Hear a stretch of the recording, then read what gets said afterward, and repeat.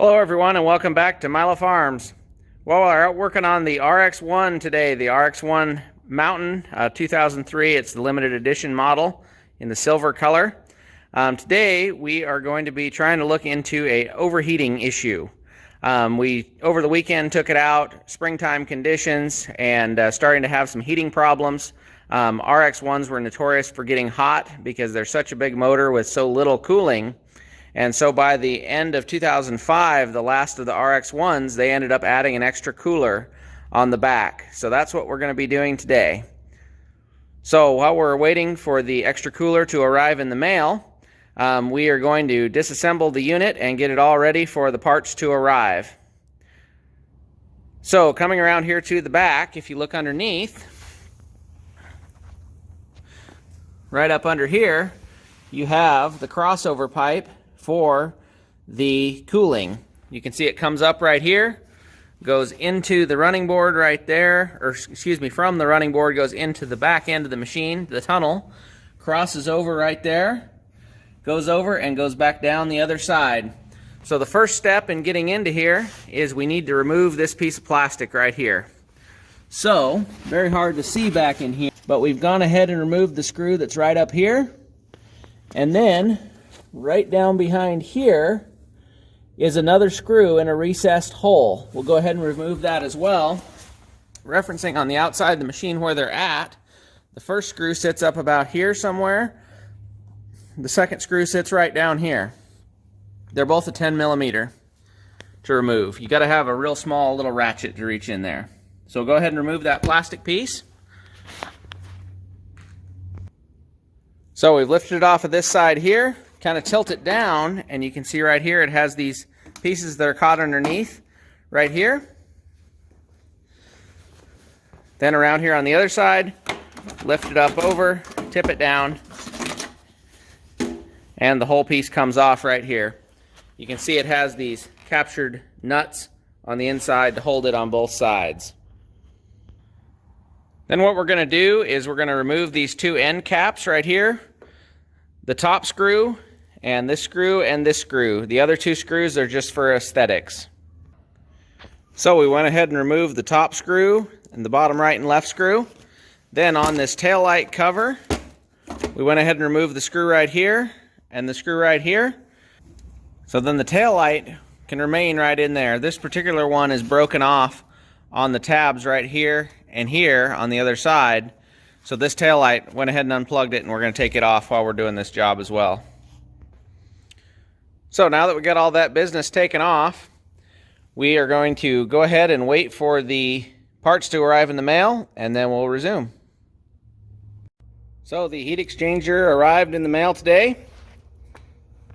Right here is the part number for the kit. However, there are not too many of these kits available. I was only able to get the actual exchanger itself.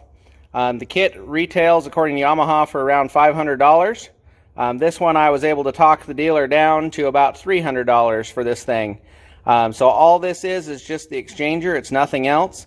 And you can see on the other side here, there's the fins. And this is going to mount in place of that original tube. So we're going to go ahead and take a look how we do that. So what we're going to do is we're going to go ahead and we're going to pull off this coolant tube right here, this hose clamp. And we're going to try to get this coolant that's in here to go into the bucket if we can. There's other ways to get to the coolant, but I think as high as we have this jacked up in the air, if we get this undone right here, we can keep most of the coolant in the machine and then just work on what we need to do. So we're going to get that off first of all. So we got both those tubes undone on each side. Only lost about maybe not even a quart of antifreeze.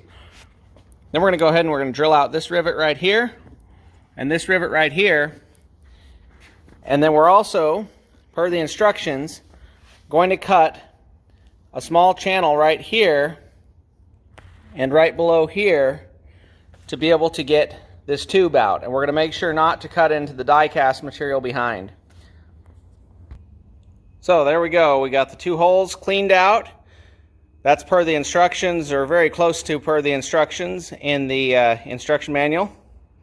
Did the same thing on the other side. And then we went ahead and drilled out these two holes right here and popped it out. I just fitted the new exchanger inside, and it looks like these two tabs right here got smashed down just a little bit in shipping. I fine-tuned them up with a crescent wrench just a little bit, and it seems to fit perfect. So since we don't have the original instructions in hand, we do not have the template for this drilling. So what we're going to have to do is make a template out of some cardboard. So here's what I've done. So I went ahead and got the heat exchanger put underneath. I made a template right here that's going to give me a rough idea of what we're doing. And then I went ahead and got the rivets fitted back in place. And then I'm holding the heat exchanger in place very, very lightly with this little bottle jack pushed down against the track. So what this allows me to do is to fit this in place exactly where it's going to go. And remember, the issue that we do have is I do not have the original hardware to put this on. I could order it, but I'm going to go ahead and just substitute some rivets for it. So I've got these 1/4 inch heavy duty rivets. These are all the same rivets I do for any kind of repair I need to do. If I have to replace a rivet or something like that on a machine, drill it out to this oversize and put it in. So same kind of rivets here. So I'm going to go ahead and I'm going to pop in this rivet and this rivet. Then I'm going to come down underneath and I'm going to drill this spot, this spot, this spot, and this spot. Then once we get those done, I'm going to lay my template on top, and I'm going to go ahead and try to find where these rivets go right here and see how that looks.